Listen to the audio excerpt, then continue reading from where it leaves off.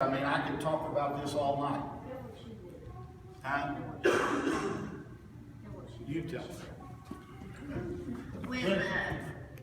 When all of this was going on, there were so many areas that, naturally roads were washed out, and we kind of served as the hub, so to speak, for the tractor trailers to get food supplies to where we were located, because Lewisburg itself was not flooded.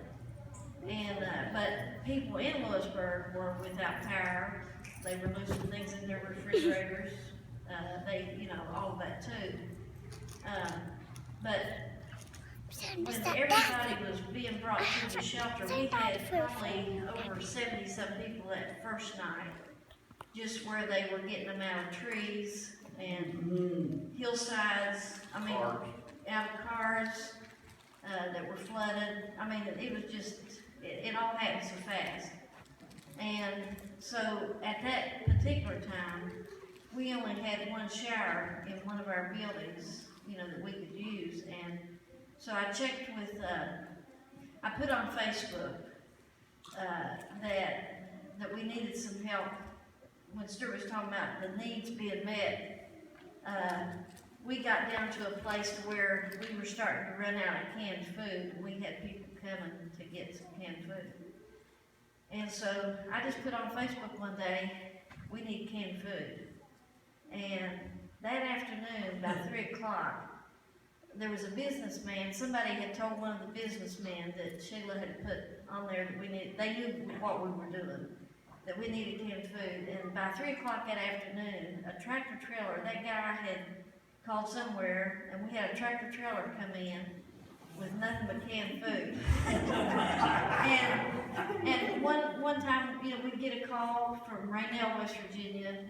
Roads were flooded on Route 60, and we were having to take back roads to get things to them, because a lot of those people couldn't get to us. So they would call, Sheila, we need baby stuff. We are just out of baby stuff. We don't have baby food, diapers, all that.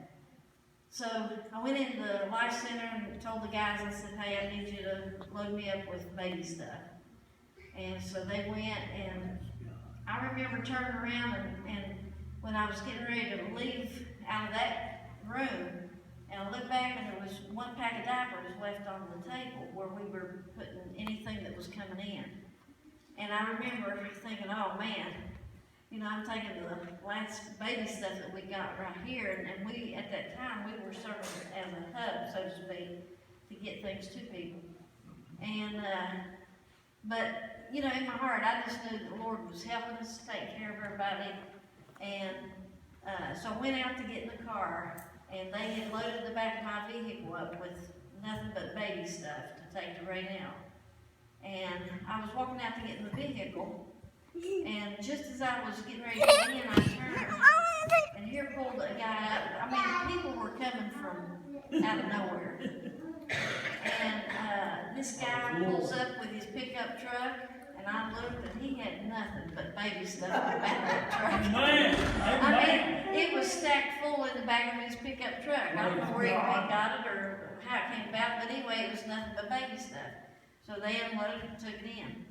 But when Stewart and I talked several times about how timely it was when you all came, and just to show you how the Lord does with everything.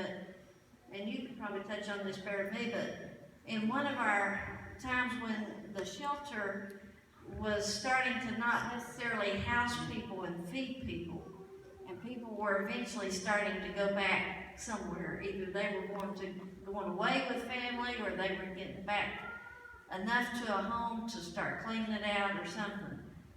And so we were then going to have to move all of our distribution stuff, food, clothes, everything that we had in there that had been sorted. We had people from our church and the community that would come and help us sort through things that was being brought in and donated. We was trying to keep everything sorted, make it easy for people to come in and get what they needed.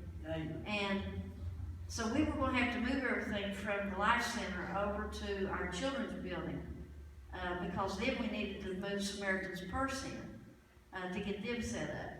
And they came. You remember that, Stu? I'm a Christian in this church. Yeah, and they came. It was such a timely thing. And so they helped us move everything from that building over into the other building, and it was a lot of stuff. But the other thing that happened was, we had several elderly people, in there that had been flooded out of their homes, didn't have any family around to go to anybody or anything like that. So we had that one shower, and some of your elderly, and we had some handicapped people. We had a quadriplegic.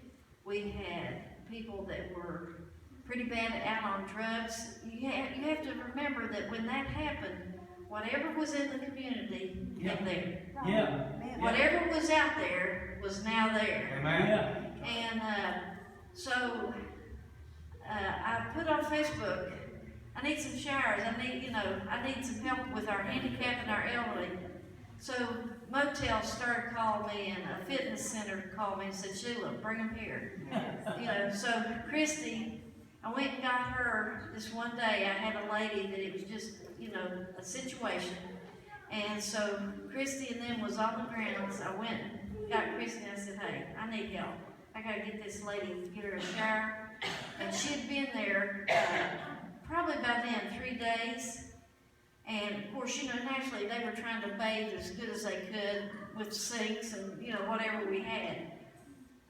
But I had went, talked to them, was just trying to make sure about all that kind of stuff. I went and got Christy and I said, hey, I need you to go help me.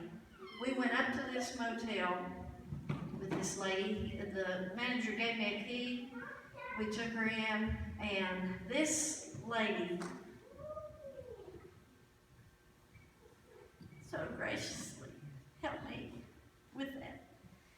It was just one of those situations where, how many of you all want to go 3 days, 4 days without a shower, or a bath, or brushing your teeth, or anything. And so anyway, we had so much going on. But anyway, Christy took that lady and helped me take her to this motel. And the lady was very limited on what she could do. She was an older lady. But she was so comfortable with Christy. I mean, it was just, it was like a God thing. Yeah. Because she was going to have to strip down, and she was going to have to, just to get a shower. But I'm going to tell you, she was so comfortable with Christy, and I saw it. And she needed some Depends, I think, and she forgot to, get what she had there at the center. And I said, okay, Christy, are you comfortable enough for me to run around here to Walmart and get the Depends and all that stuff that we need? And she said yes. And when I looked at that lady, I knew, she knew me because I'd been talking to her and all that. But she was so at peace with Christy. And when I saw how Christy handled that situation, how she loved on that lady, and put her at ease and just took care of her, it was one of the most beautiful things I've ever seen. Amen. Now, we talk about a lot of things about touching people's lives. Before you can touch sometimes the spirit of people, you have to touch that physical person first. That's right. And they have to know you care. Yes. They have to know you like them. Yes. They have to know that you want their needs met. Yes. Right. And then they'll hear whatever you got to say about Jesus. Right. Amen. But it was just, I'll never forget it, Christy. I will never forget that. It was such a beautiful thing. And because this lady, she had to trust us, and she was in a vulnerable state, so to speak. But anyway, it was just a really precious thing, and that wasn't just the only thing, but there were several things like that you all came and did, and the timing of everything was priceless. And so everything that we,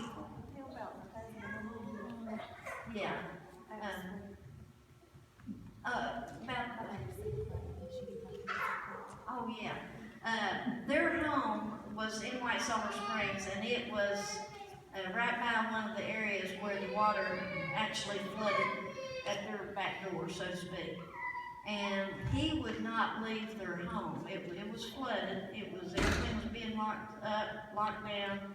they were trying to get people to leave these places, to go to shelters, and he would not leave, and he was in his 80s. Yeah, 80-some years old. He wouldn't leave, so she was there at the shelter without him. Naturally, she was very worried about him. And, so she kept, talking to us, I hope he's okay, that kind of thing. But are you referring to something particular when he finally came and they brought him? I forget how many years they'd been married. He got sick and had to go to the hospital and they wouldn't let him take it. Yeah, he got sick, had to go to the hospital, and they wouldn't let him go back to the flooded home. So he had to come there. And Dawn Sabo, one of our leaders there at the church, talked about, she'll never forget the look on her face when she found out that he was coming. To the shelter, and just how tickled she was. And she said that now. Oh, yeah. And so when he comes, they begin to tell Christy and I how many years they've been married. And he looked at me and he said, JFK and I have something in common, talking about John F. Kennedy, President John F. Kennedy. And I said, oh yeah, what's that? And he said, she and I got married the day that John F. Kennedy was shot and assassinated, killed. He said, and I said, well, what you got in common? Because he said, I have something in common. I said, what you got in common? He said, we both got shot down and I lived to tell it.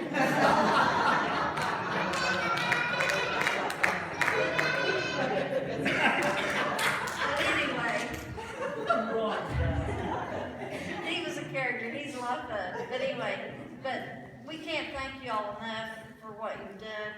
To say thank you doesn't even cut it. But thank you all so much for everything.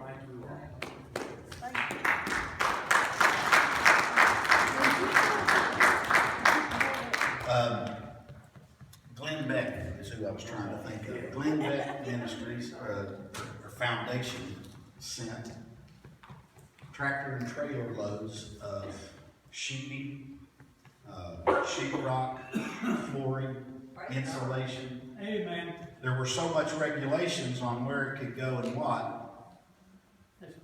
They sent it to me and said, we know that you'll get it. See, churches couldn't get anything from the government. You understand what I'm saying? FEMA couldn't do certain things for certain people. I'm not trying to slam them, I'm saying there's so many rules and so much red tape with what happens.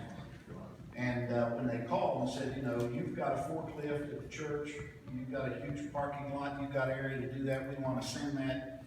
And we understand that if it comes in there, you're in charge of it. I said, that's right. And they says, well, what we're sending is to be given to anybody is in need. There's no red tape, nothing to go through. There you go. You make sure that it's given. And you just are appreciative. Y'all understand what I'm saying? You are appreciative. That's right. There were several multiple churches that were flooded and to be able to call those churches and go say, what do you need? Can you come and get it? We're going to put you back together. We'll give you what you need. Amen. Amen. Praise the Lord.